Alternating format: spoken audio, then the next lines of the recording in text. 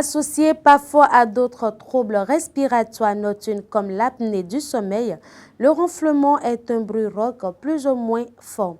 Certains de nos comportements peuvent être à l'origine de ce trouble respiratoire du sommeil. Madeleine Atodino, Pierrot Dedila et Love Adroko.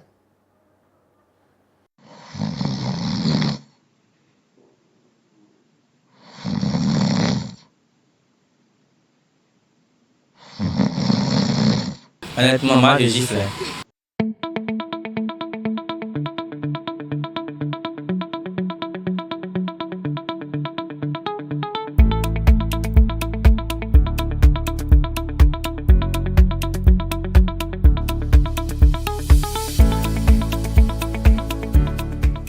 Très fréquent, le ronflement est un bruit rauque plus ou moins fort, passager ou permanent. Il est dû à des vibrations anomales du pharynx lors de l'inspiration. Les muscles de l'arrière-gorge, de la luette, du voile du palais et de la langue se relâchent pendant un sommeil profond. Pour certains, cela est dû à plusieurs facteurs. Selon moi, le ronflement, c'est un truc qui se produit lors du sommeil, lorsqu'on respire pendant le sommeil. Quand on parle de ronflement, cela est dû à le surpoids par exemple. Nous avons l'âge et la position adoptée pendant le sommeil. Le ronflement, je pense que c'est juste une pathologie, peut-être une maladie. Non, pas du tout. Parce que j'en ai déjà rencontré des gens. Par exemple, moi, des fois, quand je suis fatigué, extrêmement fatigué, je ronfle. Le plus souvent, moi, je me dis que c'est la position adoptée quand la personne veut s'endormir. Quand vous couchez d'une manière où vraiment vous êtes gêné, forcément, surtout avec la fatigue, vous allez ronfler. Et quand vous voyez, quand vous touchez un peu la personne change et c'est bon, elle arrête de ronfler. Et ça peut être au-delà comment est-ce que la personne s'est couchée, des mains bon, ou bien bon. Souvent, il y a des gens qui, quand ils font du rêve, c'est pour cela qu'ils font ça souvent. Il y a ça là aussi. Il y a ceux même qui parlent en rêve, en dormant, ils parlent également.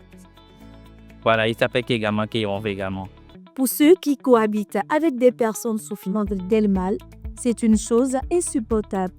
Moi, ce qui passe, c'est qui rentre maintenant le sommeil. Et si je n'ai aucune solution, je m'éloigne de la personne. Je quitte le lit. Moi, si la personne est âgée plus que moi, je peux le réveiller.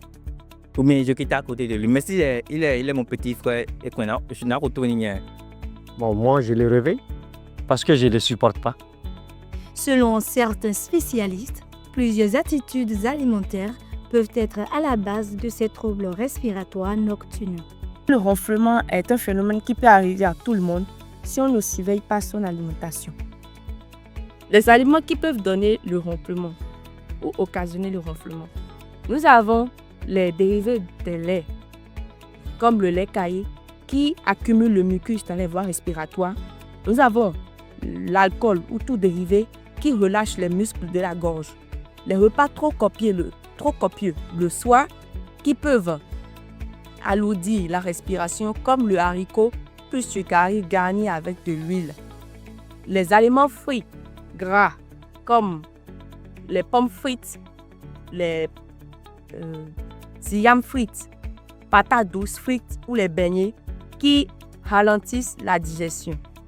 Il existe cependant des règles nutritionnelles qu'il faut appliquer et des habitudes de mauvaise hygiène de vie qu'il faut changer.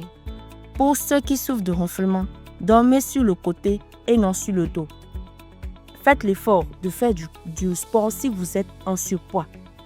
Faites vraiment l'effort de perdre du poids ou rencontrer une nutritionniste pour perdre du poids.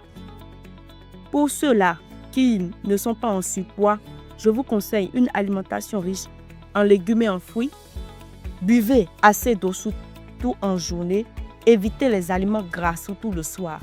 Si malgré le respect de ces règles, le problème persiste, il urge que vous vous rendiez dans un centre de santé afin d'être soumis à un traitement adéquat contre cette maladie.